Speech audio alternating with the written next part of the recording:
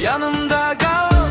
Bu gece uzun olsun, musiki seslensin, yürekler vursun. Biraz sen, biraz ben, bu vibe bizi uçursun. Yanımda kal, ışıklar sönmesin, gülüşün bu şehri ısıtsın. Bu anı sakla, sabahı düşünmeye geçsin.